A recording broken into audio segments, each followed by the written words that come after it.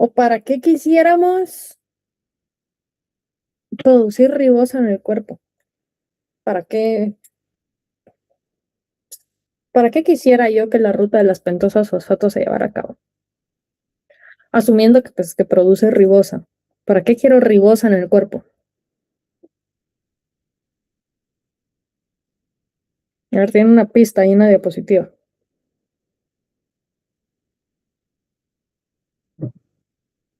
Para los nucleótidos, ácidos nucleicos, como el ARN.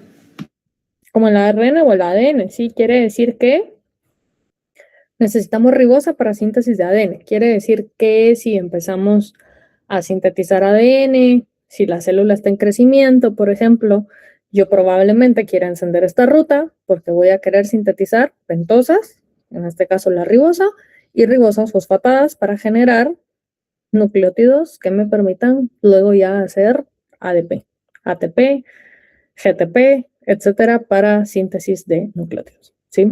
Bueno, entonces prácticamente eso es. Es también llamada ruta del fosfogluconato porque aparece por ahí como un intermediario y también se conoce como hexosas monofosfato, o sea, la ruta. Pero nos vamos a referir a ella como pentosas fosfato. Se producen 3 pentosas, la ribulosa, la ribosa y la shilulosa, todas ellas 5-fosfato. ¿Qué diferencia hay entre la ribosa y la ribulosa?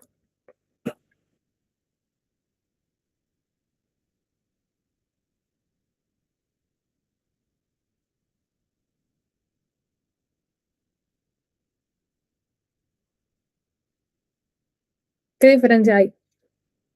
Estructuralmente hablando, ¿qué es diferente una ribulosa de una ribosa 5-fosfato?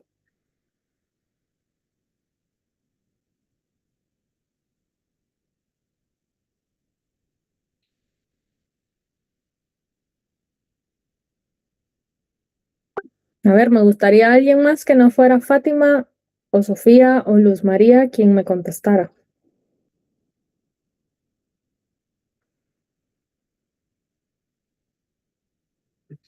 A ver, ¿qué diferencia hay? Bioquímica 1. ¿Quién nos dio la bioquímica 1 para irles a leer? Claudio, Harlem. ¿A quién le leo? ¿Cuál es la diferencia entre ribosa y ribulosa? ¿Qué les dice el UL?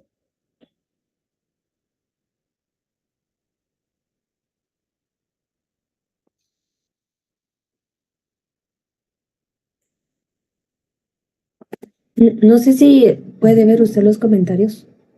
Ah, perdón, no tengo el chat abierto. Abran el micrófono, ya me cansé yo de hablar. Dice, una es cetosa y la otra es aldosa. Bueno, ¿quién es quién?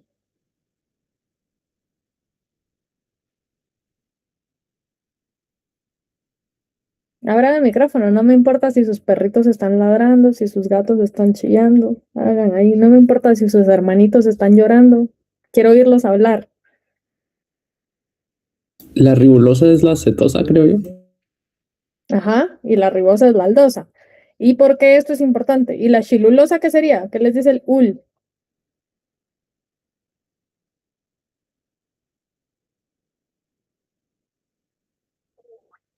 ¿Qué es la shilulosa? ¿Cetosa o aldosa? Cetosa. Cetosa. Estoy insistiendo mucho en esto porque esta ruta se vuelve un laberinto entre cetosas y aldosas y entre transaldolasas y transcetolasas. Y por eso es bien importante que quiero que tengan en cuenta quién es quién y cómo se van a ir moviendo los grupos. Entonces dice, síntesis de 3 pentosas fosfato, ribulosa, ribosa y shilulosa, todas 5-fosfato. Otra cosa importante de esta ruta es que también produce NADPH, no NADH, sino NADPH. El NADPH es el principal agente reductor utilizado en anabolismo. Quiere decir que si mi célula está en crecimiento, probablemente necesito ADN, pero también voy a necesitar colesterol, lípidos, etcétera, y voy a activar todo el metabolismo, en este caso, anabolismo, para la síntesis de moléculas, ¿sí? Y el NADPH es quien funciona como el poder reductor para el anabolismo, ¿sí? Es una diferencia importante, NADH se utiliza más para reacciones de oxidación, o sea, reacciones que generen energía, y el NADPH se utiliza más para reacciones de reducción como agente donador de electrones para metabolismo de síntesis, o sea, anabolismo. Entonces, posee dos etapas, una etapa oxidante y una etapa no oxidante. ¿Cuál de las dos etapas creen que es la que produce el NADPH?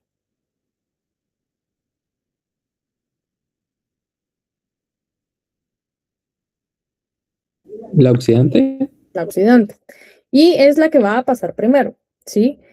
Y la etapa no oxidante prácticamente va a ser una etapa de reciclaje, una etapa en la que las pentosas van a regresar a ser hexosas. Y ahí es donde el trabalenguas de carbohidratos empieza a volverse un poco complejo.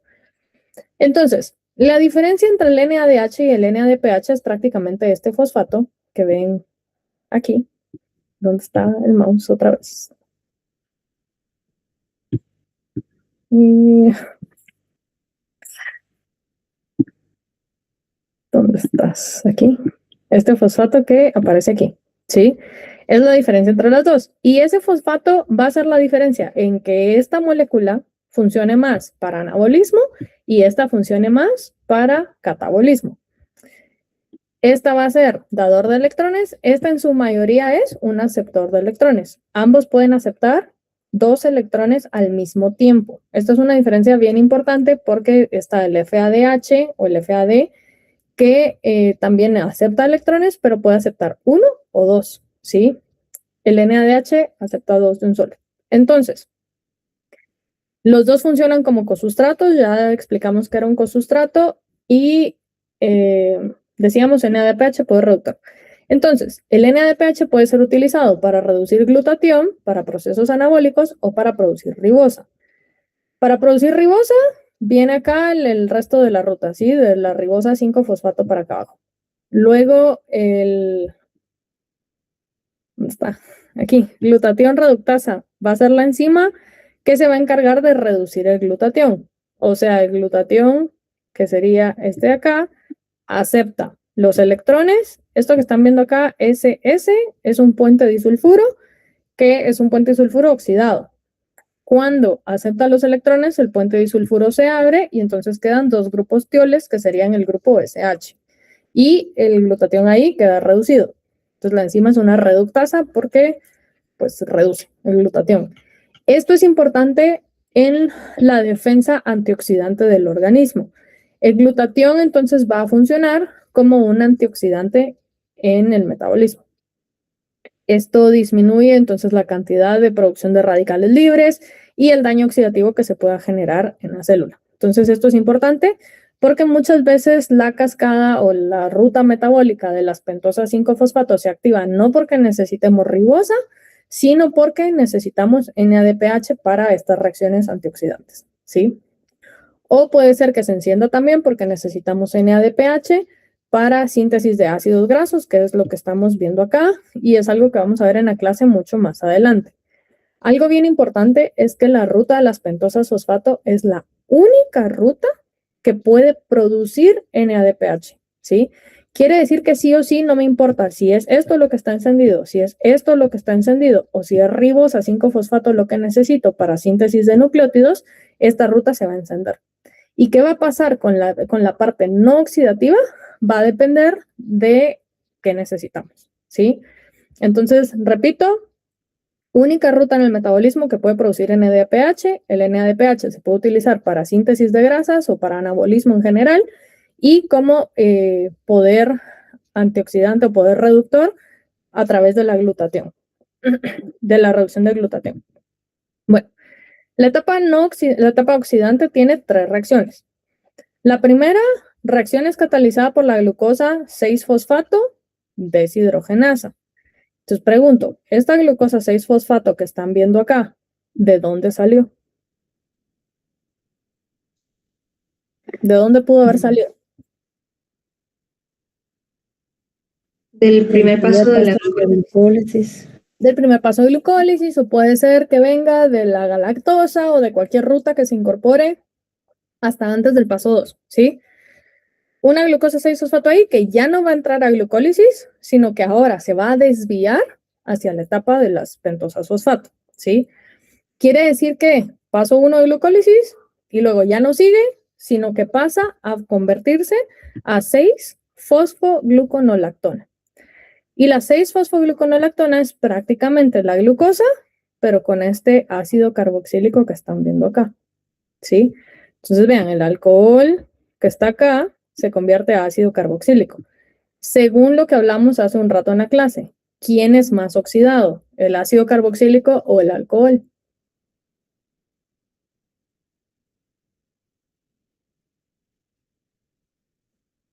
El ácido carboxílico. Entonces, quiere decir que el alcohol está perdiendo electrones. ¿A dónde se están yendo los electrones? Si el alcohol está donando electrones, o sea, si la glucosa 6-fosfato está donando electrones, ¿quién es el aceptor de electrones?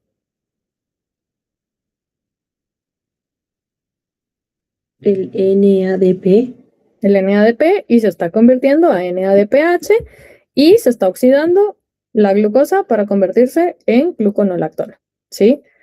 Este es el principal sitio de regulación y tiene lógica que sea el primer paso quien va a estar regulado, porque si empiezo la cascada de las pentosas fosfato, prácticamente va a terminar en producción de NADPH y ribosa más adelante, ¿sí? Es inhibida alostéricamente por el NADPH reducido. ¿Qué significa una inhibición alostérica? Eso también es de la bioquímica 1.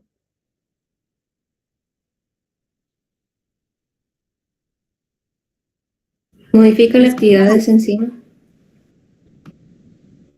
Cambiando la conformación, ¿sí? Quiere decir de que el NADPH se va a unir a la enzima, no en el sitio activo, porque en el sitio activo se está uniendo como NADP más y está saliendo como NADPH. Pero quiere decir que la glucosa 6-fosfato deshidrogenasa tiene en alguna otra parte de su estructura un sitio para que el NADPH diferente al sitio activo se pegue. Cuando el NADPH se pega, genera un cambio de conformación en la enzima que hace que sea menos específica para la glucosa 6-fosfato y la reacción se detiene, ¿sí? Quiere decir que la regulación es autolimitante, quiere decir que un exceso de NADPH prácticamente le está diciendo, hey, ya estoy en exceso, somos la única que producimos NADPH, ya no más, apágate porque no necesitamos más producción, porque si estoy sobrando, si me estoy acumulando, quiere decir que nadie me está usando. Quiere decir que el glutatión no me necesita, quiere decir que no hay síntesis de ácidos grasos, entonces paremos, ¿sí? Eso significa que sea una regulación autolimitante. Ella misma se controla. El siguiente paso es la 6-fosfogluconolactona, o sea, el ácido carboxílico que tenemos acá, se va a hidrolizar. Vean, molécula de agua acá, nombre de la enzima 6-fosfogluconolactonasa y se va a convertir en fosfogluconato. Por eso es que esta también se llamaba la ruta del fosfogluconato, porque es la única que produce esto, que no lo usamos para absolutamente nada más, ¿sí? Entonces, este 6-fosfogluconato va a entrar a la siguiente reacción, que sería el tercer y último paso de la etapa oxidante. Y entonces aquí viene otra síntesis de NADPH, que sería esta de acá. Como hay producción de NADPH, la enzima se llama deshidrogenasa y es una 6-fosfogluconato deshidrogenasa, ¿sí? La única enzima que les doy permiso que no se aprendan es esta de acá. Esa, ignórenla si quieren, no se las voy a preguntar, pero todas las demás se las tienen que saber. Entonces, 6-fosfogluconato deshidrogenasa también genera NADPH y la diferencia acá es que esta reacción es una descarboxilación. Estamos viendo que es una descarboxilación oxidante, quiere decir que estamos haciendo una reducción del 6-fosfogluconato a ribulosa 5-fosfato y está produciendo NADPH y CO2. ¿Estamos bien? Entonces, las hexosas acá se convierten en pentosas y la primera pentosa que estamos generando es la ribulosa 5-fosfato, que ya dijimos que era una cetosa. No es lo que queremos porque dijimos que en la etapa oxidante lo que queríamos era NADPH, eso ya se logró. Y si estamos entrando a síntesis de ADN o ARN o a síntesis de nucleótidos en general, ¿qué tenemos que hacer con esta ribulosa?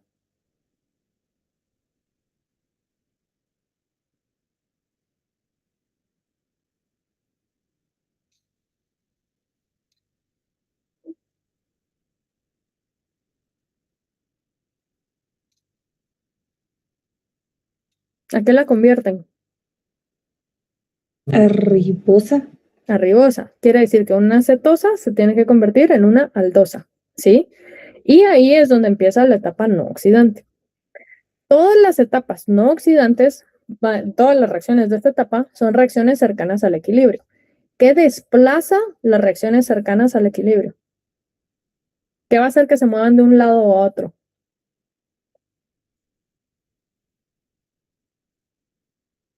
La concentración de reactivos y productos.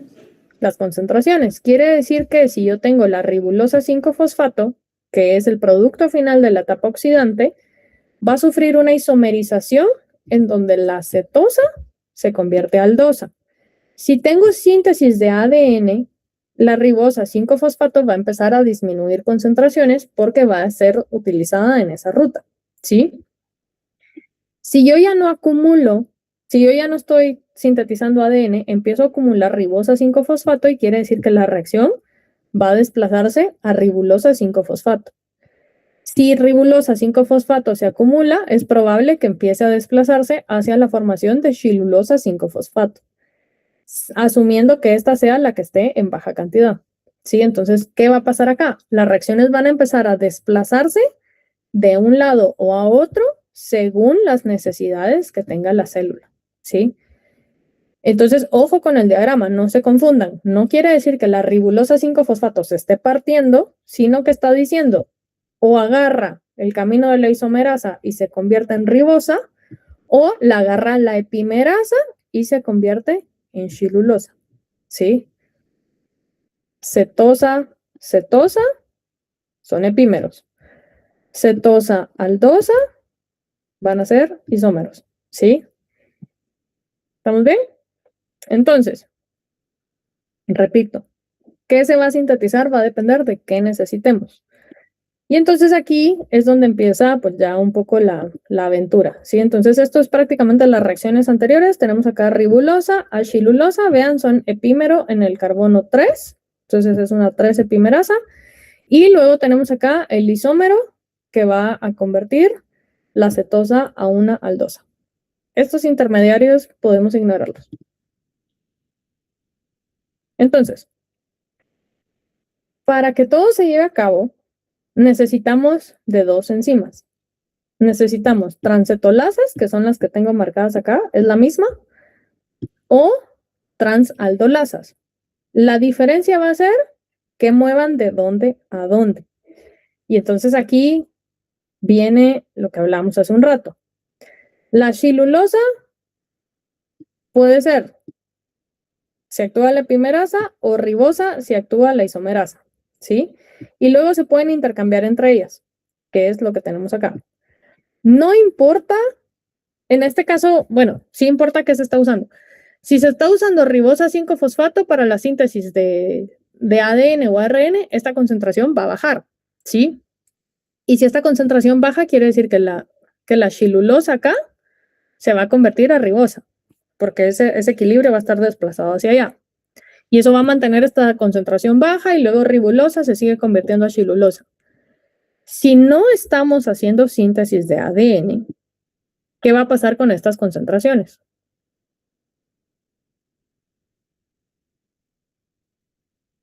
Aumentan. Se acumulan, ¿sí? O se mantienen.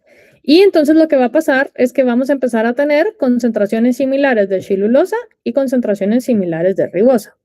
Y entonces aquí viene la transcetolasa. Y la transcetolasa dice, tengo 5 y 5 carbonos, porque ribosa es una pentosa y shilulosa es una pentosa. La transcetolasa lo que va a hacer es mover un grupo glicoaldehído de una cetosa a una aldosa. ¿Quién es la cetosa? La shilulosa. ¿Quién es la aldosa? La ribosa. Quiere decir que va a agarrar 2 carbonos, eso es un grupo glicoaldehído, de la cetosa y se los va a poner a la ribosa. Si la ribosa tenía 5 carbonos y le estoy poniendo 2, ahora va a tener 7, ¿sí? Si era una aldosa y estoy moviendo el grupo glicoaldehído, que es la parte ceto de la cetosa, la pongo acá. La ribosa, que era una aldosa, ahora es una cetosa. Y por eso están viendo ahí que es una pseudo-heptulosa, heptu de 7, ¿sí? El ul les dice que es una cetosa. Y 7-fosfato porque el fosfato quedó al final. La que tenía 5, que era la cetosa, y donó 2, ahora es una triosa. Si era cetosa y está donando el grupo ceto, va a quedar ahora como una aldosa. ¿Quién es la aldosa de 3 carbonos? El gliceraldehído 3-fosfato. ¿Sí? Entonces, repito, tengo 10 carbonos en total, 5 en forma de ribosa, 5 en forma de chilulosa, porque ya dijimos se acumularon y esto va a pasar solo cuando no haya síntesis de ADN y la ribosa se empieza a acumular. Entonces, chilulosa y ribosa. Paso 2 y ahora esta me queda de 7 y la otra me queda de 3. La que era aldosa ahora es cetosa, la que era cetosa ahora es aldosa, ¿sí? Entonces, eso hace la transcetolasa. La transcetolasa tiene TPP como grupo prostético. Entonces, sí, aquí, ¿qué pasó? Bueno, cetosa, aldosa, tiene TPP como grupo prostético. Entonces, el TPP es la tiamina pirofosfato, y esto pues ya deberían de sabérselo, y agarré el mouse que no era. Tiamina pirofosfato acá, ya deberían sabérselo, y es un grupo prostético que viene derivado de la vitamina B1 o de la tiamina. Grupo prostético, ¿qué quiere decir eso? ¿Está en el sitio activo todo el tiempo o entra y sale de la reacción?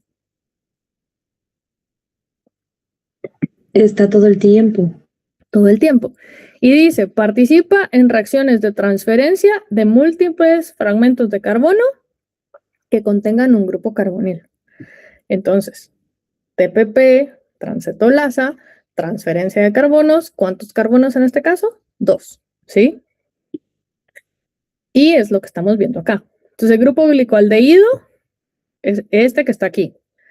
Chilulosa 5-fosfato, dijimos la cetosa se lo da a la aldosa. Va a mover este grupo que está en rosado y va a venir y se lo va a poner aquí. Al momento en que se lo pone aquí, la de 5 termina siendo en 7. Como es el grupo ceto quien se está moviendo, la que era aldosa ahora es una cetosa, solo que es una cetosa de 7. Y al momento de cortarle esto, esta pentosa quedó siendo triosa, que es 3, y la cetosa se convirtió en una aldosa. Y todas siguen siendo fosfato, porque el fosfato está al fondo, está en el último carbono. Y entonces este es como el chivo para su examen. Chilulosa 5-fosfato. 5-fosfato. Si el fosfato está en el último carbono, ¿cuántos carbonos tiene la chilulosa?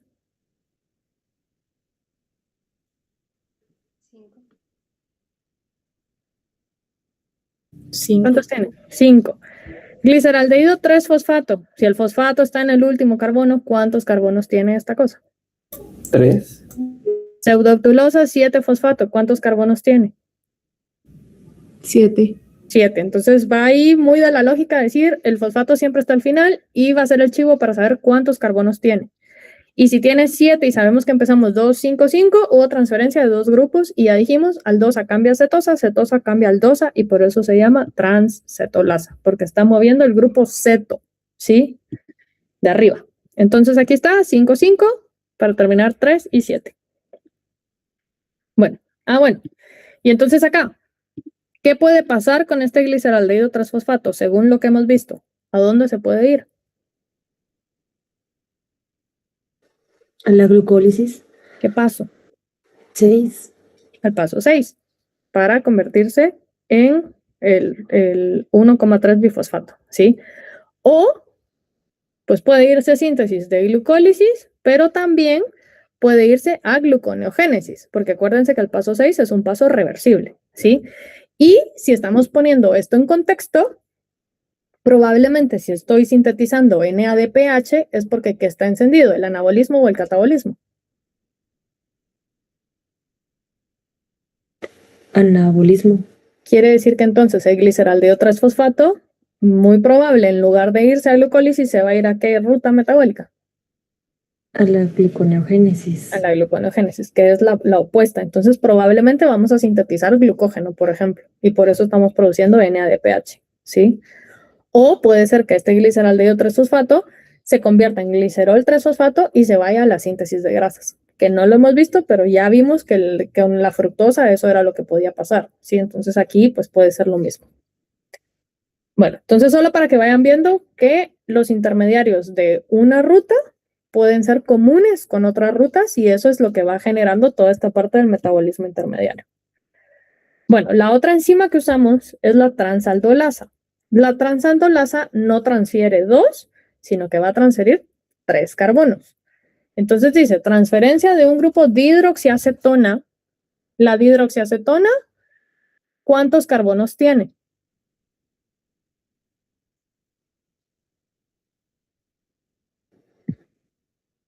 3. 3. Y ahí lo dice en la diapositiva. O sea, si están leyendo, ahí dice dihidroxiacetona de 3 carbonos. Y es un grupo cetona. Quiere decir que son 3 carbonos cetona que van a ser transferidos a una aldosa. Entonces, otra vez, cetosa, aldosa, solo que ahora son 3. Y esto lo va a hacer la transaldolasa. Entonces, veamos cómo funciona. Aldosa, cetosa. Y ahora voy a mover 3 de una a la otra. ¿De cuál? De la cetosa a la aldosa. Quiere decir que el gliceraldehído 3-fosfato al momento de agarrar 3 se va a convertir en una de 6, ¿sí? Y entonces es lo que tenemos aquí. 7 carbonos, que es la pseudooctulosa 7-fosfato, gliceraldehído 3-fosfato, esto fue lo de la reacción anterior. Y ahora vamos a mover el grupo dihidroxiacetona, que es este que está acá. Estos 3 los voy a mover y se los voy a pegar aquí. ¿Qué hexosa conocemos que es una cetosa? Fructosa 6-fosfato. Y la de 7 carbonos, ahora me queda de 4. Eritrosa 4-fosfato. Me está diciendo que tienen 4 fosfatos. Y la eritrosa es una aldosa, ¿sí? Esta fructosa 6-fosfato se puede ir a glucólisis o se puede ir a gluconeogénesis según lo necesitemos. Entonces aquí está 3-7, terminó en 4 y en 6. Y luego viene otra vez la transcetolasa. Va a volver a agarrar una shilulosa que se acumuló de acá y esta shilulosa se va a unir con la eritrosa 4-fosfato, que es la que me quedó de la reacción anterior. Esta glucosa 6-fosfato, ya dijimos, se puede ir acá o puede empezar de nuevo en la parte oxidativa, que era la parte de 3 pasos en donde la glucosa 6-fosfato se convertía a ribosa 5-fosfato o a ribulosa 5-fosfato, ¿sí? La transcetolasa dijimos que movía ¿cuántos carbonos? 2. 2, ¿sí? Y mueve el grupo ceto. Quiere decir que la aldosa se convierte en cetosa. ¿Quién es la cetosa de 6 carbonos? Fructosa 6-fosfato. Y la de 5 me va a quedar 3, que es un gliceraldehído 3-fosfato que puede venir y hacer esta reacción o puede ir y meterse a glucólisis o a gluconeogénesis otra vez, ¿sí? Y esta es la ruta de las pentosas fosfato. Entonces, ¿qué es lo que hemos estado viendo acá? Todo termina en glucosa 6-fosfato que puede empezar otra vez la reacción y reciclar los carbonos para que no se pierdan o puede ser que se use para otras rutas metabólicas, ¿sí? Entonces, al final, lo que acabamos de ver es esto de acá, ¿sí? Y esto que están viendo ustedes aquí es el espejo.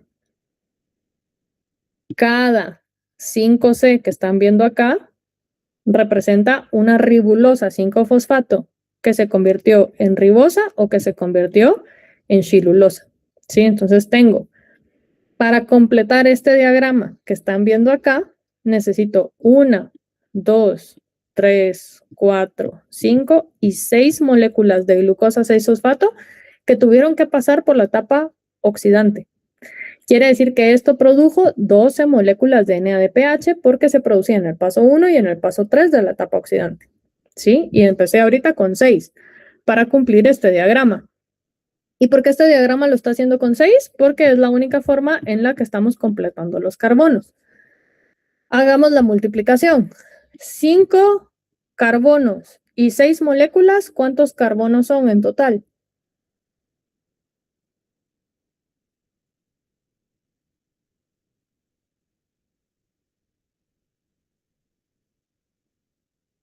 ¿6 por 5? 30. Y luego tengo acá 1, 2, 3, 4 y 5 glucosa 6-fosfato. 6 por 5, 30 carbonos, ¿sí? Ahora, estos 6 CO2 que están acá, ¿de dónde están saliendo?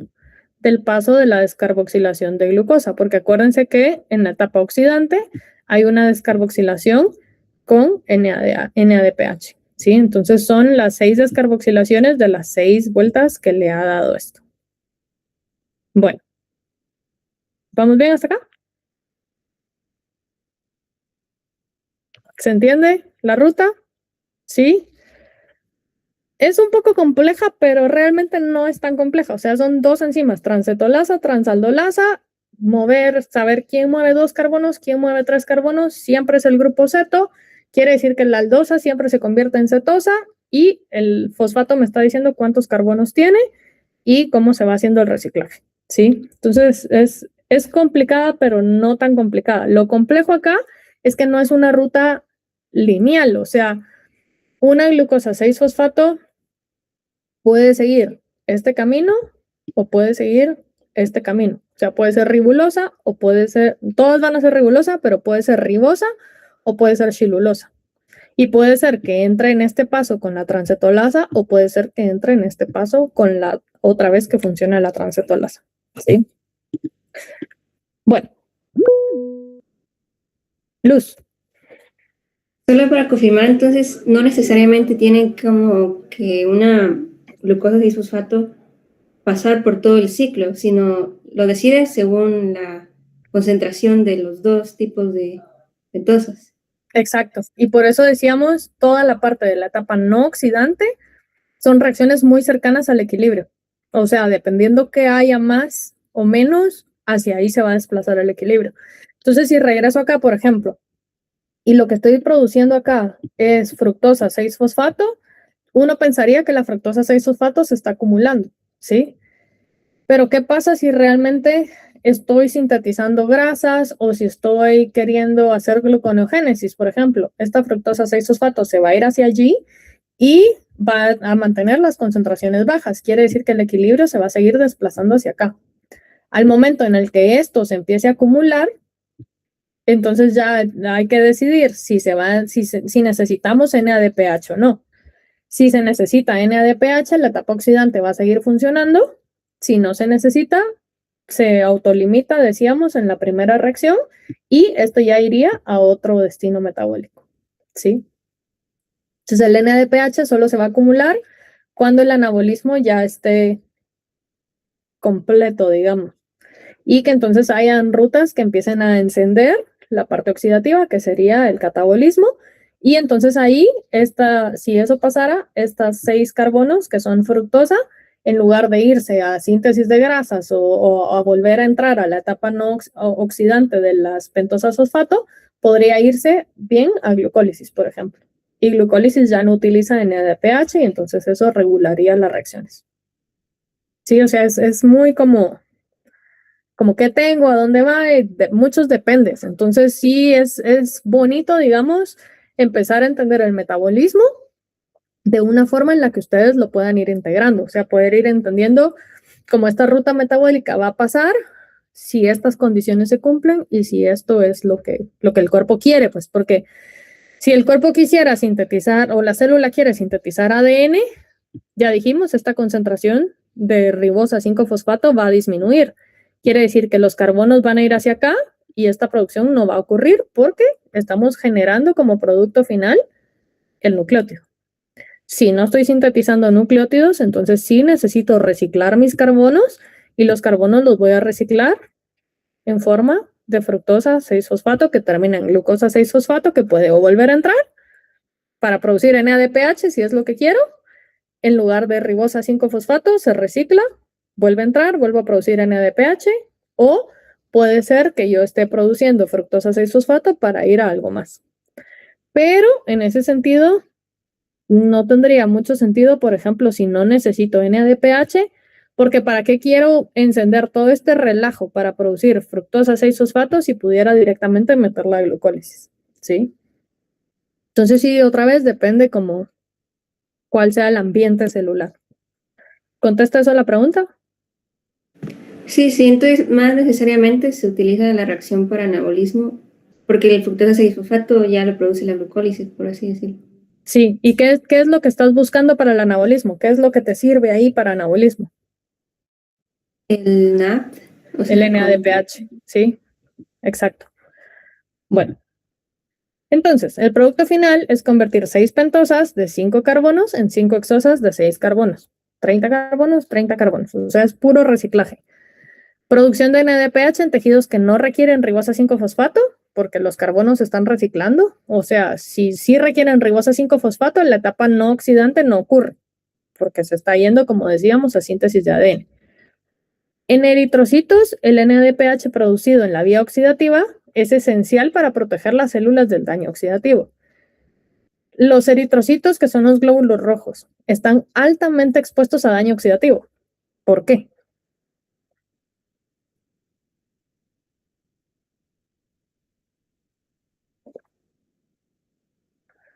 A ver, está muy lógica la respuesta. ¿Por qué? Por la respiración. ¿Y qué es la respiración? Es una oxidación. Es oxígeno, ¿sí? Y entonces quiere decir que si el eritrocito es incapaz de mantener esa producción de NADPH, muy probablemente genere mucho daño oxidativo y el eritrocito se reviente, ¿sí? Eso es importante. Bueno, la regulación es bien sencilla porque decíamos que era autolimitante y es en la glucosa 6-fosfato deshidrogenasa. Si hay un exceso de NADPH, se apaga y si se apaga todo lo demás no pasa, ¿sí?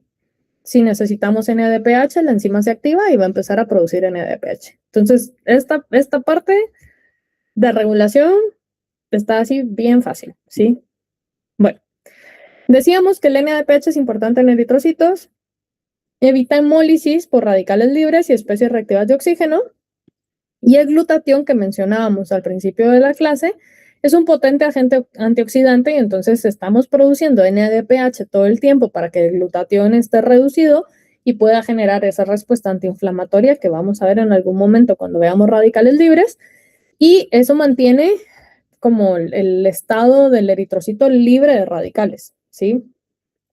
Sin embargo, si hay una deficiencia de glucosa 6-fosfato deshidrogenasa, que era el paso 6, el paso 3, la reacción entonces no va a ocurrir, el NADPH no se va a producir y las enzimas, las deficiencias de esta enzima van a tener efectos en las células. ¿Cuál va a ser el efecto en la célula? La célula se va a reventar y eso es lo que genera la hemólisis, ¿sí? Bueno, es una enfermedad que puede estar asociada a estos dos cromosomas.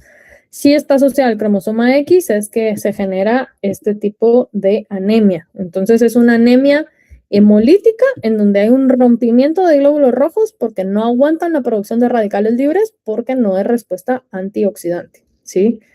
La ausencia completa de la actividad es letal, quiere decir que estas deficiencias tienen cierta actividad ahí todavía, aunque sea un poquito, y genera esta enfermedad que se conoce como favismo, que es prácticamente pues una anemia hemolítica por la falta de producción de respuesta inflamatoria, antiinflamatoria en el glóbulo rojo. Irónicamente, pues genera resistencia al paludismo, o sea, no sé qué es peor, si tener malaria o tener anemia hemolítica, pero es prácticamente porque el parásito que genera el paludismo no puede sobrevivir y no puede aguantar el daño oxidativo, ¿sí? Entonces no sé si es ventaja o no, pero bueno. Y luego, creo fue Aristóteles el que se dio cuenta que comer habas generaba anemia hemolítica y es prácticamente porque inhiben la producción oxidante, ¿sí? La antioxidante, perdón. Bueno, y por último tenemos acá un defecto en la enzima transcetolasa, que era la que actuaba a los dos niveles de cambiar el grupo de 2 carbonos.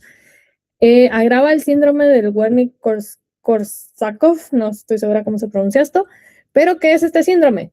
Deficiencia de la vitamina B1. Y ya decíamos que la vitamina B1 era la que le daba origen al TPP y el TPP era necesario para hacer esas transferencias de carbonos, ¿sí? Entonces, ¿qué es la función de este grupo prostético? Entonces, si no tenemos B1, no hay producción de TPP, si no hay producción de TPP, la transcetolasa no funciona bien Y al final esto hace entonces que disminuya la ruta de las pentosas fosfato, de la parte no oxidativa sobre todo, y empeoran los síntomas del síndrome, que es un síndrome que afecta principalmente al cerebro y que se encuentra muy frecuente en personas alcohólicas. ¿Por qué creen que pasa en personas alcohólicas? ¿Por qué creen que hay deficiencia de vitamina B1?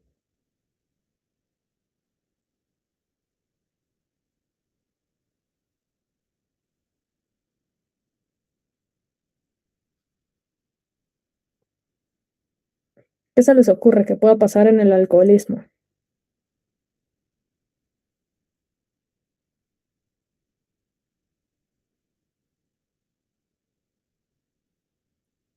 Voy a dar una pista, no solo es la B1.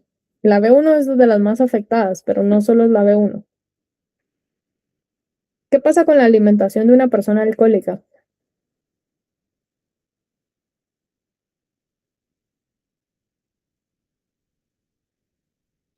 ¿Es buena? ¿Es mala? ¿Qué se les ocurre?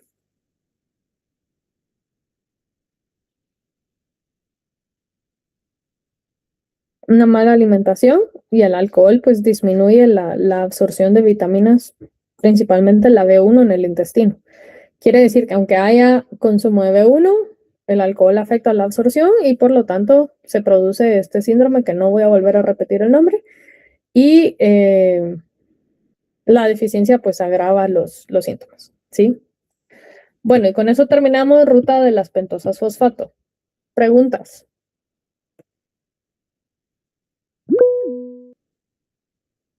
Luz María. Solo para confirmar, entonces, son 2 pasos que producen el NAD pH, ¿verdad? Uh-huh. El primero y el tercero. Uh-huh. ¿Y esa enfermedad inhibe esas 2 enzimas o solo una? Solo inhibe a la glucosa 6-fosfato. ¿Qué enfermedad? Esta, la del síndrome Wernicke, no sé qué. Esta. Sí. ¿Esta enfermedad? Esta enfermedad no afecta la producción de NADPH. Esto es lo que afecta la producción de NADPH. Deficiencia en la glucosa 6-fosfato deshidrogenasa. Esta enfermedad lo que afecta es la actividad de la transcetolasa. Y la transcetolasa es la parte no oxidativa de la ruta de las pentosas fosfato, o sea, la parte del reciclaje de carbonos. Quiere decir de que en ese caso se empieza a acumular la ribulosa 5-fosfato o la ribosa 5-fosfato o la chilulosa 5-fosfato y no hay reciclaje de carbonos, ¿sí? Entonces estos carbohidratos empiezan a acumularse y no se pueden reciclar y no los usamos para muchas más cosas, entonces quedan ahí en el aire sin poderse reciclar y empieza a haber un déficit de fructosa 6-fosfato que se está desperdiciando al momento en el que el NADPH sea necesitado. ¿Sí está claro? Va. Bueno, entonces son las 4:30, tenemos clase hasta las 6.